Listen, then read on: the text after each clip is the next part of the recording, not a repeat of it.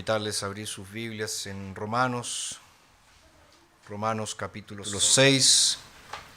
Vamos a retomar nuestra exposición de esta carta y nos corresponde leer los versículos 15 al 23. Romanos 6, versos 15 al 23. Escuchemos entonces atentamente lo que el Señor dice en su palabra infalible, inerrante y suficiente. ¿Qué pues? ¿Pecaremos porque no estamos bajo la ley, sino bajo la gracia? De ninguna manera. ¿No saben que cuando se ofrecen a alguien para obedecerlo como esclavos, son esclavos del que obedecen, ya sea al pecado para muerte o a la obediencia para justicia? Pero gracias a Dios, porque aunque eran esclavos del pecado, han obedecido de corazón a aquella forma de enseñanza a la cual se han entregado. Y una vez libertados del pecado, han sido hechos siervos de la justicia. Les hablo en términos humanos a causa de la debilidad de la carne de ustedes. Porque así como presentaron sus miembros como esclavos a la impureza y a la iniquidad cada vez mayor, así presenten ahora sus miembros como esclavos a la justicia para la santidad. Porque cuando eran esclavos del pecado estaban libres en cuanto a la justicia. ¿Qué recompensa pues tenían entonces por aquellas cosas de las cuales ahora se avergüenzan? Porque el fin de ellas es muerte. Pero ahora, libres del pecado y hechos siervos de Dios, tienen como su recompensa la santificación y al fin la vida eterna. Porque la paga del pecado es muerte, pero el don de Dios es vida eterna en Cristo Jesús, Señor nuestro. Existe un antiguo error, una antigua herejía, conocida como antinomismo. Anti, sin, contra, nomos, ley. Contra la ley, sin ley. Y es un error muy antiguo, que en el fondo se puede resumir de la siguiente manera. La ley no tiene nada que ver con el cristiano. La ley era para el pueblo de Dios en el Antiguo Testamento. Ahora que estamos en la nueva dispensación, nada de eso se aplica a nosotros. Y eso lleva a una conclusión que realmente es terrible. ¿Cuál es esa conclusión? Puedo vivir como me dé la gana, puedo hacer lo que yo quiera. ¿Por qué? Porque Dios ya ha perdonado todos mis pecados y la ley no tiene nada que ver conmigo. Y fíjense que en medio de esa discusión entra el gran tema de la obediencia cristiana. ¿Cuál es la relación del cristiano con la ley? ¿Cuál es el papel de la ley en la vida de un cristiano? Bueno, Pablo, aquí en Romanos 6, nos ha mencionado en la primera parte de este capítulo lo que significa estar unido a Cristo Jesús, lo que significa la unión con Cristo. Él nos dice que hemos muerto al pecado, hemos resucitado a nueva vida y debemos andar en esa nueva vida. Eso es lo que Él nos ha dicho hasta este momento. Ahora, en esta nueva sección del capítulo 6, ¿qué es lo que hace el apóstol Pablo? Él profundiza aún más en esto.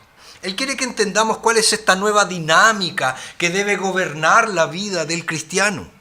Pablo está plenamente consciente de que como cristianos jamás podemos vivir en el pecado. El cristiano no puede ofrecerse al pecado. ¿Por qué? Porque él ha sido liberado, él ha sido rescatado, él ha sido redimido del pecado. Hay tres cosas que yo quiero destacar hoy respecto de este texto que acabamos de leer. La primera es una conclusión adecuada, que está en los versos 15 al 16. En segundo lugar, una liberación experimentada, que está en los versos 17 y 18. Y por último, una transformación radical, que está en los versos 19 al 23. Entonces, una conclusión adecuada, una liberación experimentada y una transformación radical. ¿Y cuál es el tema para hoy? Es el siguiente: ¿esclavos del pecado o siervos de la justicia? ¿Esclavos del pecado o siervos de la justicia? Vamos entonces con lo primero, una conclusión adecuada. Fíjense que Pablo abre esta sección con esta pregunta retórica. ¿Qué pues? ¿Pecaremos porque no estamos bajo la ley, sino bajo la gracia? Obviamente esta pregunta está vinculada con la que él ya hizo en el versículo 1 del capítulo 6, cuando dice: ¿qué pues diremos? ¿Perseveraremos en el pecado para que abunde la gracia? Fíjense, ¿por qué Pablo, una vez más, hace la misma pregunta?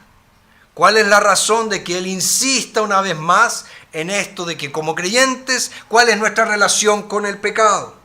¿Por qué insiste una vez más Pablo aquí en la improcedencia lógica, en la improcedencia racional de aquel que argumenta que más pecado trae más gracia?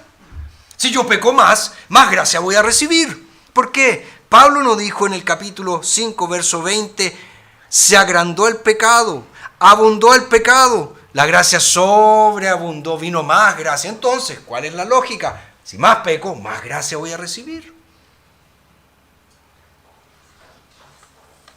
Ya hemos mencionado también que algunos difamaban al apóstol Pablo, diciendo que él enseñaba que debíamos pecar para experimentar la gracia. Él lo señaló ahí en el capítulo 3, versículo 8. Dice que algunos lo acusaban, ¿verdad?, de decir: hagamos lo malo para que venga lo bueno. Hagamos lo malo para que venga lo bueno. ¿Ya? Entonces, Pablo quiere aclarar aquí ciertas cosas. Él comenzó en el capítulo 3, verso 21, hasta el capítulo 5, verso 21, presentando la doctrina de la justificación por la fe solamente en Cristo Jesús solamente. Y luego, para reforzar eso, él habló de la unión con Cristo Jesús en el capítulo 6, versos 1 al 14. Entonces, en el fondo, al preguntar, ¿pecaremos porque no estamos bajo la ley, sino bajo la gracia? Pablo está diciendo: es cierto que hemos sido justificados por la fe y no por las obras de la ley, pero también es cierto que esa fe que nos justifica es la misma fe que nos une espiritualmente con Cristo Jesús. Si estamos unidos a Cristo, el pecado ya no tiene más dominio sobre nosotros. Ya no reina en nuestras vidas. Pablo quiere entonces que entendamos la lógica de la unión con Cristo Jesús. Quiere que captemos cuál ha sido el cambio experimentado. Ya no somos más esclavos del pecado, ya no estamos bajo ese régimen dictatorial del pecado, sino que estamos bajo el régimen de la gracia, bajo el reinado de la gracia. Y aquellos que están bajo la gracia tienen muy claro que no pueden vivir más en el pecado. De allí su firme respuesta a esta pregunta retórica: de ninguna manera. No hay posibilidad, no es posible hacer esto, no es posible vivir de esta manera. Pablo entonces lleva a sus lectores a pensar en una situación bastante conocida en aquella época. Me refiero a la institución de la esclavitud. La esclavitud era completamente aceptada en aquellos días y todos la entendían muy bien. El esclavo, nosotros sabemos, no era libre. Su vida era una de dependencia absoluta, de dependencia total a su amo. Y había diferentes formas por las cuales una persona llegaba a ser esclavo. Tal vez era esclavo por nacimiento. Sus padres habían sido esclavos. Nacía esclavo. Otros eran vencidos en una batalla. Y por haber sido vencidos, se convertían en esclavos de los vencedores. Pero habían muchos otros que a sí mismos se ofrecían como esclavos, ya sea para pagar una deuda o bien para ejercer alguna profesión. En el Imperio Romano, la gran mayoría de los profesores eran esclavos. Ahora, un profesor hoy en día puede pensar: no ha cambiado mucho la cosa, sigo siendo esclavo. Pero En aquel tiempo, la mayoría de ellos eran esclavos. Médicos eran esclavos en aquella época. Entonces, ciertamente era una institución bastante conocida. Ahora, posiblemente Pablo tiene en mente aquí esta última situación, es decir, alguien que se ofrecía para ser esclavo. Por eso él dice, cuando se ofrecen a alguien para obedecerlo como esclavo. Pero lo que Pablo quiere destacar no es el hecho de que alguien se haya ofrecido para ser esclavo, sino más bien él está destacando aquí la relación que tiene la esclavitud con la obediencia. Es decir, el esclavo obedece a su amo, punto final. No hay opción. Un esclavo no podía decir, mira, estoy ocupado ahora, te atiendo más rato. No. Si el amo ordenaba, el esclavo obedecía. Y el amo poseía sobre el esclavo total poder, total dominio. Incluso podía matar al esclavo, porque el esclavo era considerado una cosa, no una persona. Entonces, Pablo vincula esto y pregunta, ¿no saben que cuando se ofrecen a alguien para obedecerlo como esclavos, son esclavos del que obedecen, ya sea del pecado para muerte o de la obediencia para justicia? Fíjense, aquí el apóstol Pablo está contrastando dos tipos de obediencia, una al pecado y otra a la justicia. Los que obedecen al pecado, dice Pablo, van directo a la muerte. Los que obedecen a la justicia reciben vida eterna. Pablo usa 3 veces este término obediencia en el verso 16. Literalmente podría ser traducido como sumisión. Y la idea de sumisión, ¿cuál es? Estar bajo el dominio de alguien. Por eso decimos que alguien es sumiso, que está bajo el dominio de alguien. Es subordinar todo juicio, toda decisión, todo afecto, todo pensamiento a la voluntad de otro. Es estar bajo entonces el absoluto control de otro. Y a la luz de eso, ¿cuál es la lógica entonces de Pablo? Los que están en Cristo no pueden vivir en pecado. Ya no están bajo el control absoluto del pecado. El pecado ya no es más su amo, ya no ejerce más dominio sobre ellos. Ahora, el testimonio unánime de la Escritura es que toda la humanidad está sujeta a una de dos esclavitudes. O es esclavo del pecado, o es esclavo de la justicia. El esclavo del pecado lleva a la muerte, y el esclavo de la justicia lleva a la vida eterna. Es decir, no hay términos medios. Todos los seres humanos que han nacido y que nacerán están bajo la primera esclavitud, bajo la esclavitud del pecado. Todos, sin excepción, todos están bajo el pecado. Y acuérdense que Jesús, ¿cómo llamó a sus compatriotas santurrones, a los fariseos? Los llamó esclavos del pecado.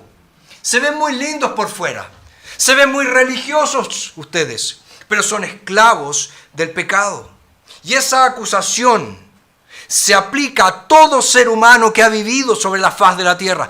Todos son esclavos del pecado. Y como es característico, aquellos que están más esclavizados son aquellos que afirman ser más libres. Yo hago lo que quiero. Nadie me manda. Yo hago mi voluntad. Juan Calvino, él escribió hace más de 400 años lo siguiente: cuanto mayor es la masa de vicios en que se encuentra alguien, más feroz y grandilocuentemente ensalza su libertad. Mientras más hundido está en la miseria, mientras más sumergido está en el foso horrible del pecado, más libre dice ser. Soy más libre. Hago lo que quiero. Hago lo que me place. El fin de esa esclavitud, ¿cuál es? Dice Pablo. Muerte. Muerte. ¿Y cuál es la segunda esclavitud? Es ser, esclavo de Cristo. Pablo la llama acá la obediencia para justicia, es decir, la justificación que resulta en vida eterna. En lugar de opresión, esta esclavitud que trae libertad, completa y absoluta libertad. Así que tenemos ante nosotros dos esclavitudes y no hay término medio. O bien elegimos obedecer al pecado y por lo tanto vamos a la muerte, o elegimos obedecer a la justicia, a Cristo, y obtenemos vida eterna. ¿Cuál has elegido? ¿Cuál has elegido? ¿Eres esclavo del pecado o eres esclavo de Cristo? Primera cosa entonces, una conclusión adecuada. Segunda cosa que tenemos aquí es una liberación experimentada. Pablo fundamenta su conclusión anterior en la libertad experimentada por el cristiano. Antes de ser unido a Cristo, éramos esclavos del pecado. Sin embargo, por la gracia de Dios, hemos sido liberados de dicha esclavitud y ahora llegamos a ser siervos, es decir, esclavos de la justicia. Ahora fíjense, muy interesante que el apóstol Pablo habla de liberación, pero sigue usando el término esclavo. Cuando uno es liberado de la esclavitud, ¿no se supone que es libre? ¿Por qué entonces Pablo continúa utilizando el término esclavo? Bueno, Pablo quiere que entendamos bien que la redención que hemos recibido no es solo el pago por nuestra liberación, es más bien una compra. Es decir, Cristo nos ha comprado cuando nos redimió. Cuando nos liberó, Él nos compró para sí. Entonces Cristo no nos ha dejado sin amo, más bien Él nos ha comprado para Dios. Ahora somos de Dios, le pertenecemos a Dios. Dios tiene absoluto dominio sobre nosotros. De hecho, en el Nuevo Testamento el concepto redención se relaciona primeramente con Jesús, quien afirmó, ¿verdad?, que vino a dar su vida en rescate por muchos, como aparece ahí en Marcos 10:45. Nosotros sabemos que Jesús dio su vida a cambio de aquellos cuyas vidas estaban bajo castigo y bajo condenación. Y al dar su vida, ¿qué hizo? Los puso en libertad. Y eso nos lleva a entender la muerte de Cristo como ¿qué? Como un sacrificio por el pecado. Por eso Pablo afirmó en Romanos 3:24, siendo justificados gratuitamente por su gracia mediante la redención que es en Cristo Jesús. Es decir, es por medio de la redención que el cristiano es liberado del pecado y de la condenación. Por medio de la redención, entonces, recibimos el perdón de nuestros pecados. Pero ojo que Pablo dice que la redención es en Cristo. Es una redención en Cristo. Por lo que no podemos olvidar que los creyentes que han sido comprados por Dios para ser pueblo del Señor, han recibido todo esto al estar en Cristo. Es decir, Él ha pagado el precio por ellos. Por eso Pablo dice en 1 Corintios 7:23, por precio fueron comprados, no se hagan esclavos de los hombres. Y también dice en 1 Corintios 6:20, pues han sido comprados por precio, por tanto glorifiquen a Dios en su cuerpo. Es decir, hemos sido comprados por el Señor. Insisto, debemos entender entonces esta liberación del pecado como una compra, porque eso es la redención, es ser comprados por el Señor. Y existen por todas partes supuestos redentores que prometen mucho. Existe toda una serie de religiones vacías. Existen innumerables caminos para la búsqueda del mero placer que, según nuestra cultura, te van a liberar. Solo si tú te entregas a ellos vas a ser libre finalmente. Y tú puedes poner tu esperanza de significado y satisfacción en cada una de esas ofertas que se te presentan.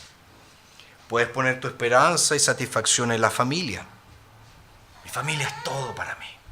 Puedes poner tu significado de satisfacción en tu intelecto. No, yo soy una persona muy inteligente, yo tengo estudios, soy muy inteligente. O puedes poner toda tu esperanza y satisfacción en una espiritualidad vaga. Sí, yo creo en Dios, pero a mi manera. Fíjense, todos esos supuestos redentores parecen en un primer momento ser muy eficaces, pero ninguno de ellos hará por nosotros lo que Cristo Jesús hizo. Recuerden que Jesús es quien, siendo rico, se hizo pobre para que nosotros con su pobreza fuésemos enriquecidos.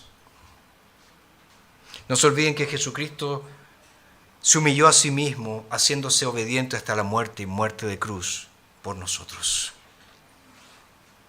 Solo el Señor Jesucristo se da a sí mismo, paga el precio, paga la totalidad por la redención de su pueblo. Nadie más hace eso. Por eso Jesús es el verdadero Redentor. Él carga con todo el costo, con todo el precio de la salvación. Nosotros no tenemos nada que pagar. Él asume la obligación completa y Él paga con su sangre todo el precio. Por eso te pregunto, ¿has estado perdiendo tu tiempo buscando al Redentor equivocado? ¿Has estado buscando un Redentor que nunca te va a salvar? Tal vez crees que tu Redentor es el éxito. Yo quiero ser una persona exitosa. O tú crees que tu Redentor es el placer. Yo quiero pasarla bien. O tú crees que el Redentor es tu salud. Yo tengo que vivir para el deporte porque ahí voy a tener salud. O tú crees que tu Redentor son tus amigos. Tengo que tener buenos amigos, pasarlo bien con ellos, disfrutar. ¿Quién es tu Redentor? Déjame decirte algo. Al único que necesitas es a Jesús. Es a Jesús a quien tú necesitas. Tenemos entonces una conclusión adecuada, una liberación experimentada y por último una transformación radical. Habiendo descrito la liberación experimentada por medio de la redención que hay en Cristo Jesús, Pablo ahora pasa a la última parte de esta sección, donde él nos llama a comprometernos totalmente, a comprometernos absolutamente. Es un llamado al compromiso radical, es un llamado a una esclavitud total. A eso nos llama.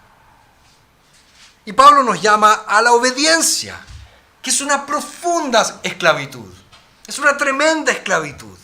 Y él ya nos ha presentado las dos esclavitudes, una que lleva a la muerte y otra que lleva a la vida eterna. En última instancia, ya lo dijimos, estamos bajo una u otra esclavitud. Sin embargo, en términos prácticos, hay una tercera esclavitud, que es un estado sumamente infeliz. ¿A qué me refiero? Es la suerte de quien supuestamente ha elegido ser esclavo de Cristo. Ha decidido ser cristiano. Yo voy a ser cristiano. Voy a empezar a obedecer este asunto de la fe cristiana. Voy a empezar a obedecerla. Pero ¿qué pasa? Se aparta. Se aparta.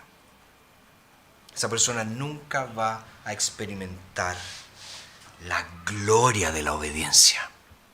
Esa persona nunca va a llegar a ser lo que podría haber sido en Cristo Jesús.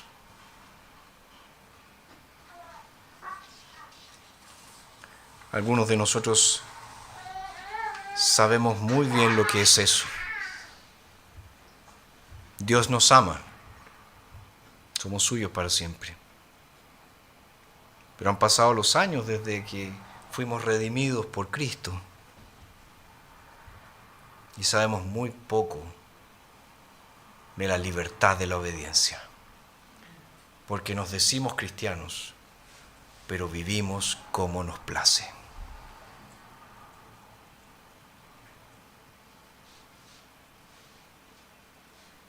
Pero ¿cuál es la verdad?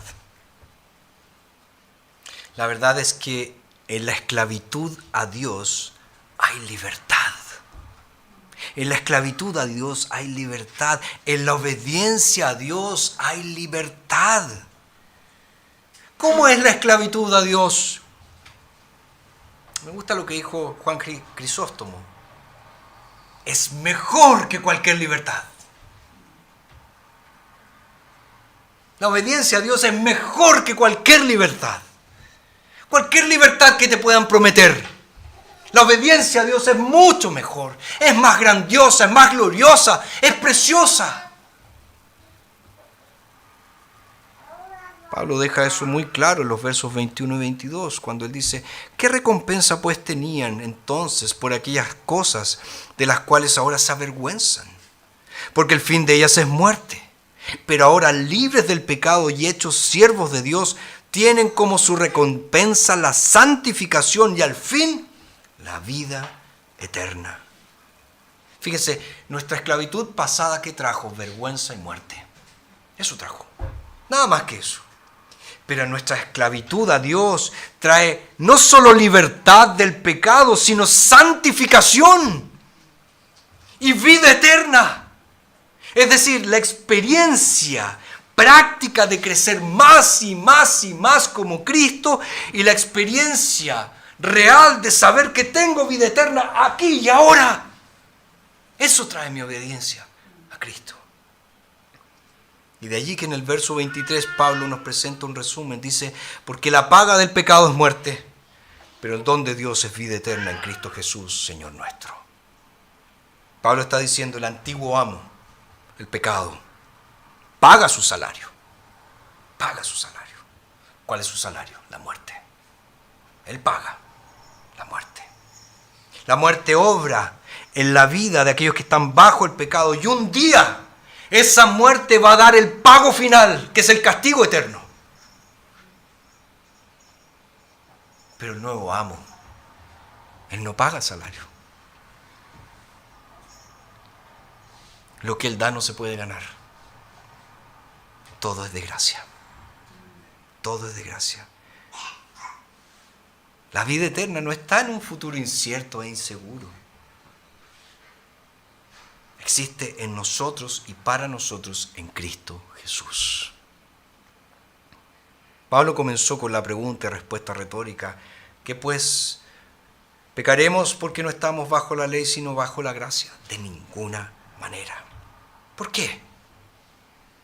Porque si somos esclavos de Cristo, hemos sido llamados a una profunda obediencia y nos hemos convertido en los receptores de los gloriosos beneficios que son nuestros en Cristo Jesús. Y la verdad permanente es esta: la obediencia es la clave para nuestra liberación. Nuestra vida espiritual proviene ciertamente de nuestra unión con Cristo Jesús, pero la plenitud de esa vida espiritual es fruto ¿de qué? De nuestra obediencia cristiana. Dios hará grandes y maravillosas cosas en y a través de un alma que es obediente. Nuevamente te pregunto: ¿a quién sirves? ¿A quién sirves? ¿Eres esclavo del pecado? Si sirves al pecado, debes estar muy consciente que la paga del pecado es muerte. Ese será tu destino, uno ciertamente terrible. Por lo tanto, no te engañes. La verdadera libertad no está en hacer lo que quieres o lo que tu corazón dice. La verdadera libertad está en obedecer al Señor, recibiendo de Él todo lo necesario para obedecerle.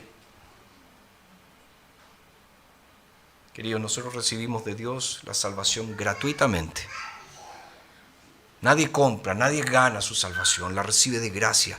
Pero no barateemos la gracia de Dios. Famosas son las palabras de Dietrich Bonhoeffer, quien escribió: la gracia barata es la predicación del perdón sin exigir el arrepentimiento. El bautismo sin la disciplina de la iglesia. La comunión sin la confesión. La absolución sin la confesión personal. La gracia barata es gracia sin discipulado. Gracia sin cruz. Gracia sin Jesucristo vivo y encarnado. La gracia es costosa porque nos llama a seguirlo. Y es gracia porque nos llama a seguir a Jesucristo. Y es costosa porque le cuesta la vida a un hombre. Y es gracia porque le da al hombre la única vida verdadera. ¿Tienes esa vida verdadera? ¿Realmente la tienes? Oremos.